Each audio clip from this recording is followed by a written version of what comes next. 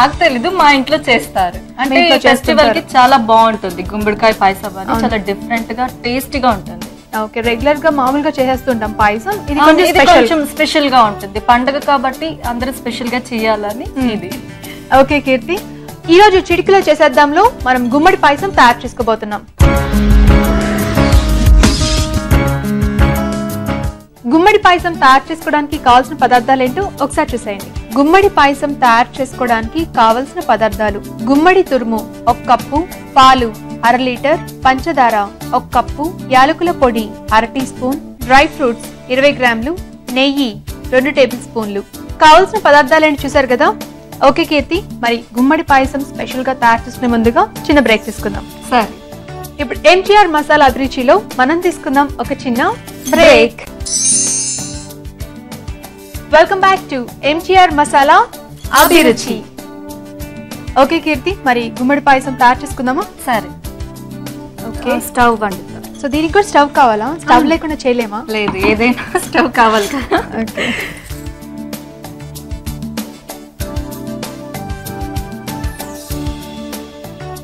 First నెయ్యి వేసుకుందాం. Okay, మా డాడీకి చాలా ఇష్టం ఈ పాయసమా? ఓ, సో ఏమంటారు అంటే కన్నడలో దీన్ని? పాయస. పాయస. గుమ్మడికాయ కుమ్లకాయ. కుమ్లకాయ. కుమ్లకాయ పాయస. కుమ్లకాయ పాయస. డ్రై ఫ్రూట్స్ ని ఫ్రై చేసుకోవాలి కొంచెం. అండ్ మెయిన్ గా కన్నడ లాంగ్వేజ్ అంటే చదవటం చాలా ఈజీ. అంటే తెలుగు కన్నడ సేమ్ ఉంటుంది రైటింగ్. అవును, కాబట్టి సో నీకు ఇక్కడ ఈజీ అవుతుందా? ఈజీగా ఉంది. అవును, ఫ్రై అయిపోయింది. ఈ బౌల్కి తీసేసుకోండి. ఓకే, అంటే నీకంటే ఫస్ట్ మీ అక్క సీరియల్స్ లోకి ఎంటర్ అయ్యారు కదా? అవును, అక్క ఫస్ట్ వచ్చారు, కానీ ఫస్ట్ డాడీ వచ్చి స్టేజ్ ఆర్టిస్ట్, అక్క వచ్చారు తర్వాత. సో అక్కతో నేను వచ్చినప్పుడు నన్ను అడిగారు. నేను అప్పుడు ఇంకా ఎడ్యుకేషన్ లో ఉండేదాన్ని. సరే ఓకే అనేసి ఒప్పుకున్నా. ఫస్ట్ సీరియల్ వచ్చి దాస్త్రి నారాయణ వెల్కమ్ సార్. ఓకే, తూర్పు పడమర. తూర్పు పడమర. సో నెక్స్ట్ ఏం వేసుకోవాలి కీర్తి? ఇంకొంచెం నెయ్యి వేసుకోవాలి. ఎప్పుడు గుమ్మడికాయ వేసుకుందాం. గుమ్మడికాయ గుడి కుమ్లకాయ. కుమ్లకాయ.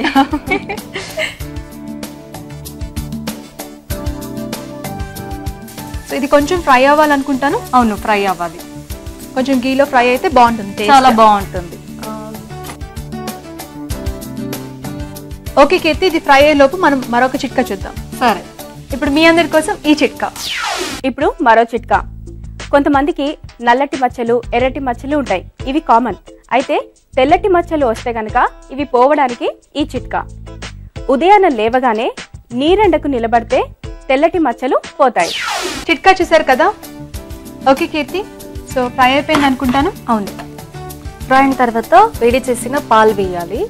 ఓకే, ఆల్రెడీ మనం బాయిల్ చేసి పెట్టుకున్న పాలు. కీర్తి, నువ్వు మామూలుగా బాగా కుక్ చేసే డిష్ ఏంటి? ఎక్కువ చెయ్యను, మమ్మీ చేస్తూ ఉంటారు. ఇప్పుడు నేర్చుకుంటున్నాను. ఓకే, ఎక్కువ అంటే బిసిబెళ్ళే బాత్. బిసిబెళ్ళే బాత్. ఓకే, చాలా ఇష్టం, ఫేమస్ కూడా. అవును. ఇప్పుడు షుగర్ వేద్దాం. షుగర్ మొత్తం వేసుకోవాలి. ఏదైనా డైలాగ్ గుర్తుందా? పుత్తడి బొమ్మ గుర్తుంది, చెప్తావా? దివ్యవాణి గారు నా మదరు, వాళ్ళతో చేసా. అంటే వాళ్ళకి ఇప్పుడు ఏమంటారు, హాస్పిటల్లో ఉన్నారు, కోమా స్టేజ్ లో. సో అమ్మ అంటే చాలా ఇష్టం ఉంటుంది ఇంట్లో. దాంట్లో నాన్న, దీంట్లో అమ్మ. అమ్మతో మాట ఏలకి పౌడర్ వేసి డైలాగ్ చెప్తా. ఓకే, అమ్మా, ఆ జానికి నిన్ను చంపేసింది కదా, ఆ జానికి మాత్రం నేను వదలనమ్మా, వదలను. నీ మీద ఒట్టేసి చెప్తున్నాను. అలా ఎమోషన్స్ అండ్ కోపం రెండు యాడ్ చేసుకొని నెగిటివ్ గా ఉంటుంది. బాగుంది, థ్యాంక్ యూ. అయిపోయింది పాయసం. ఓకే, ఆఫ్ చేసుకున్న తర్వాత డ్రై చేసుకోవడమేనా? లేదు, డ్రై ఫ్రూట్స్ ఉన్నాయి కదా, ఇది మొత్తం వేసుకోవాలి. స్టార్టింగ్ మనం ఫ్రై చేసుకున్నాం కదా. అయిపోయిందా?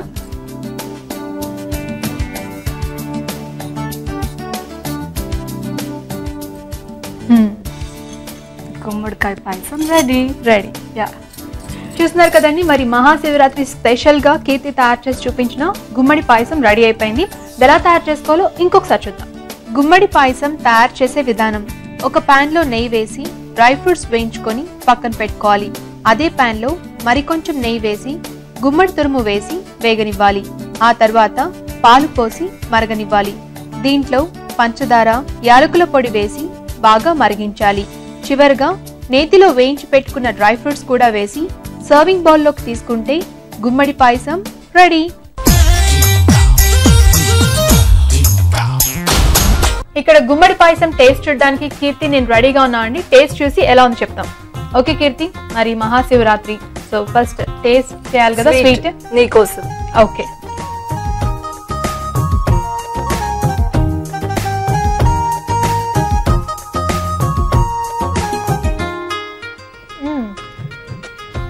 చాలా బాగుంది. నేనే అనుకోలేదు ఇంత బాగా చేస్తాను, కానీ వెరీ టేస్టీ. సో ఇదే నా ఫస్ట్ టైం నేను కుక్ చేయడం, లేకపోతే ఇంట్లో ఒకసారి చేస్తూ ఉంటా. ఏంటంటే సాల్ట్ కొంచెం తక్కువ వేస్తూ ఉంటాను కాబట్టి అల్లరిగా చేస్తా. కానీ ఇక్కడ కొంచెం సిన్సియర్, అందుకే నాకే హ్యాపీ అయింది, చాలా బాగా వచ్చింది అని. షుగర్ కానీ అండ్ గుమ్మడి ఫ్లేవర్ బాగా తెలుస్తుంది. అండ్ డిఫరెంట్ గా ఉంది, కలర్ఫుల్ గా ఉంది చెప్పాలి. ఫస్ట్ అట్రాక్టివ్ గా ఉంది. అవును, ఎవరికైనా చేసి ఇచ్చినా కూడా హ్యాపీగా తింటారు. అవును, అండ్ నువ్వు కూడా చాలా టేస్టీగా కుక్ చేసావు కూడా, బాగుంది. ఓకే అండి, మరి కొంచెం డిఫరెంట్ గా మీరు కూడా ట్రై చేయండి గుమ్మడి పాయసం. ఎలా తయారు చేసుకోవాలో చూసారు కాబట్టి సో చక్కగా ఇంట్లో ప్రిపేర్ చేసుకొని టేస్ట్ చూడండి. మరి ఇప్పుడు మీ అందరి కోసం ఈ చిట్కా. కొంతమంది అమ్మాయిలకి గోర్లు పెంచుకోవాలంటే చాలా ఇష్టం. ఎందుకంటే పొడవైన గోర్లు చేతికి చాలా అట్రాక్షన్ ఇస్తాయి కదా. అయితే ఇలా గోర్లు చాలా అందంగా పెరగాలి అంటే వారానికి 3 సార్లు 5 నిమిషాల చొప్పున గోరువెచ్చని నీటిలో వేళ్లని నానబెట్టండి. ఇలా చేస్తే గోర్లు చాలా ఆరోగ్యంగా, చాలా అందంగా పెరుగుతాయి. కీర్తి, మహాశివరాత్రి స్పెషల్ గా 2 కూడా చాలా టేస్టీ డిషెస్ మాకు తయారు చేసి చూపించాం. మరి ఇప్పుడు మన నెక్స్ట్ సెగ్మెంట్ ఊరించే వంట. సో చక్కగా డిఫరెంట్ డిషెస్ కూడా వాళ్ళు చేయడానికి రెడీగా ఉన్నారు. సో అవేంటి చూసే ముందు చిన్న బ్రేక్ తీసుకుందాం. సరే, ఓకే. ఇప్పుడు ఎంజీఆర్ మసాలా అభిరుచిలో మనం తీసుకుందాం ఒక చిన్న break. Welcome back to MGR masala అభిరుచి. ఓకే కీర్తి, మరి చూద్దామా ఇవాళ ఊరించే వంటలు ఎలా ఉంటాయో. సరే, ఓకే. మరి ఈ రోజు ఎవరు ఏ ప్లేస్ లో ఎలాంటి ఊరించే వంటలు చేయడానికి సిద్ధంగా ఉన్నారు ఇప్పుడు చూద్దాం.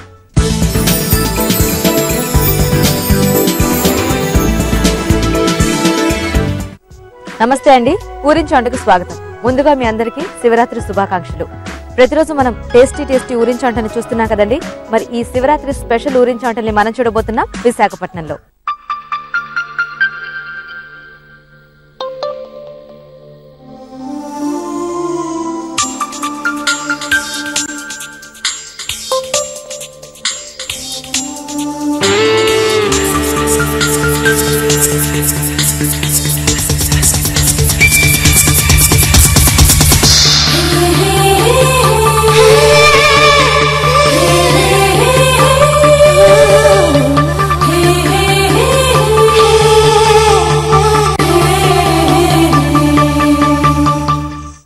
శివరాత్రి రోజు మనందరం కైలాసవాసుని దర్శించుకుంటాం కదండి. అలా అని చెప్పి కైలాసానికి వెళ్ళలేం కదా.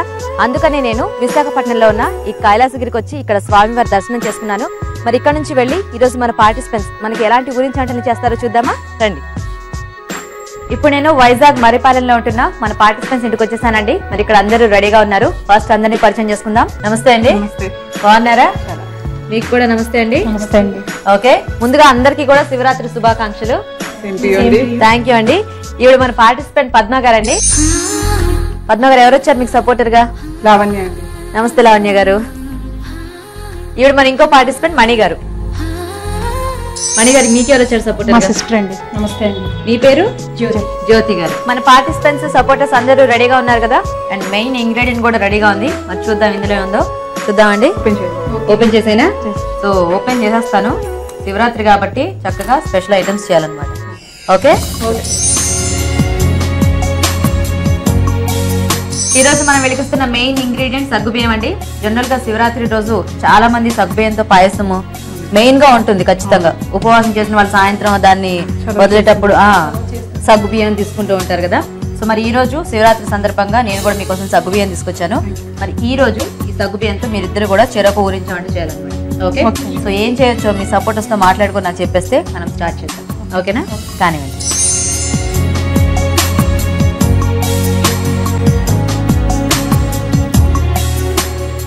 ఈ రోజు సగ్గుబియ్యంతో మన పార్టిసిపెంట్స్ ఎలాంటి ఊరించి వంటలు చేస్తారో చూద్దాం. పద్మ గారు ఏం చేస్తారు? సగ్గుబియ్యం పులిహోర చేస్తానండి. సగ్గుబియ్యంతో పులిహోర. ఓ ఓకే, మరి మీరు? జంతికలండి. సగ్గుబియ్యంతో జంతికలా? ఓకే, సగ్గుబియ్యంతో పులిహోర, సగ్గుబియ్యంతో జంతికలు.